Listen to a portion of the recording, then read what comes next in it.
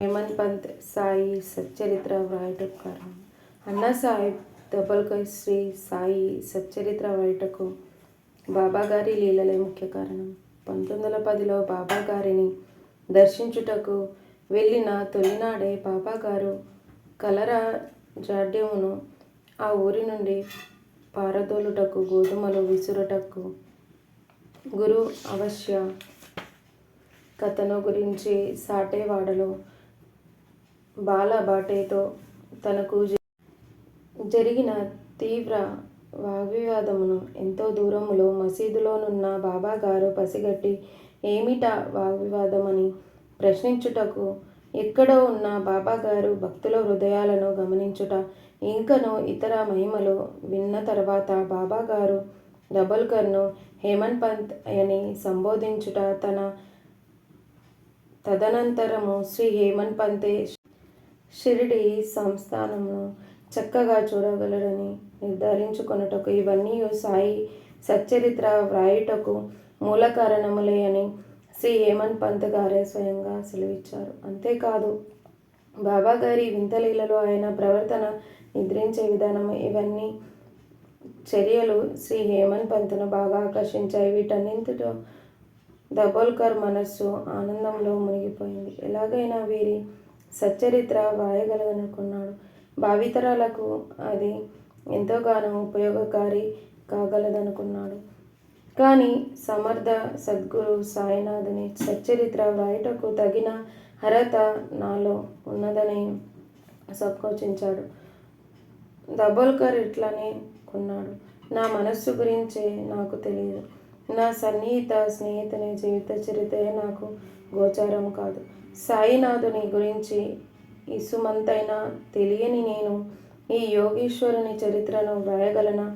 యోగి పుంగవుల చరిత్ర యోగులకే తెలియను గాని నాకెట్లు తెలియను? సాయి నాథుని సచ్చరిత్ర వ్రాయుట సాహస కృత్యమే కాగలదు.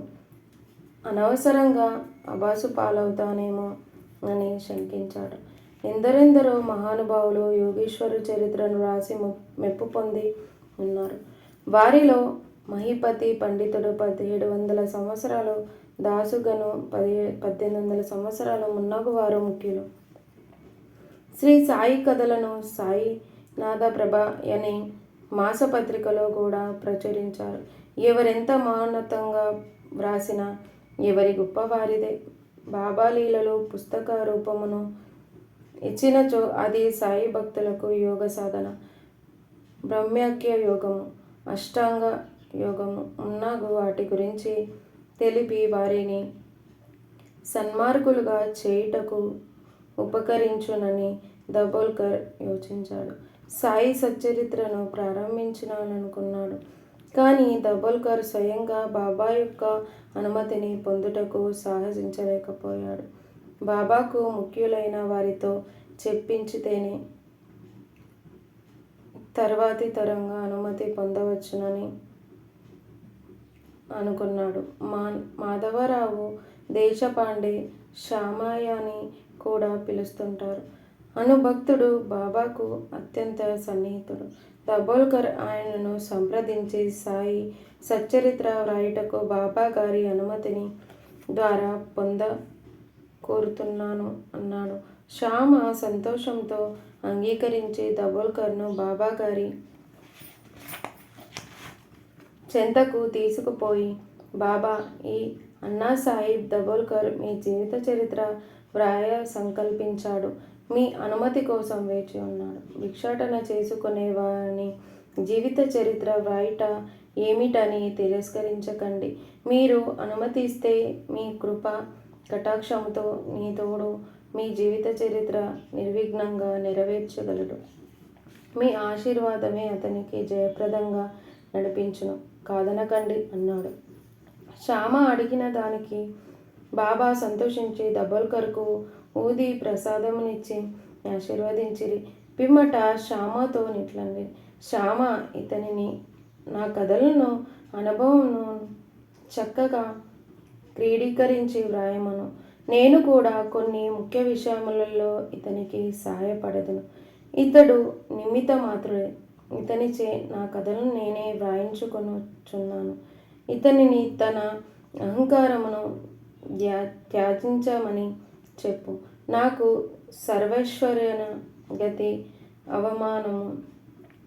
అట్టి వారి కోరికలు నేనే తీర్చెదను చెప్పు. నాకు సంపూర్ణ సహకారిగా ఉండమను. ఇతని అహంకారము సమూలంగా నాశనమయ్యినప్పుడు నా అంతటా నేనే వీని మనసులో ప్రవేశించి నా జీవిత చరిత్రను నేనే వ్రాసుకొందును. ఇతరుల అభిప్రాయములను తిరస్కరించడం కానీ, ఎవరిని సంప్రదించకుండా సొంత నిర్ణయాలు తీసుకోవటం కానీ చేయవద్దని చెప్పు. వివాదములకు దూరముగా ఉండమను. మనస్సు నిలకడగా ఉంచుకోమను. నాపై విశ్వాసం ఉంచి వ్రాస్తే అతని అజ్ఞానం అంతరించిపోతుంది. శ్రద్ధ భక్తులతో నన్ను సేవించిన వారిని ప్రేమ భక్తి పెంపొందును. నా నీళ్లను భక్తితో భావించు వారికి నేను శాశ్వత నందమును తృప్తిని ఇచ్చెదను. ఎవరైతే నిష్కల్మష భక్తితో నన్ను కొలుస్తారో వారికి దుఃఖసాగరము నుండి బయటకు పడవేయుదును.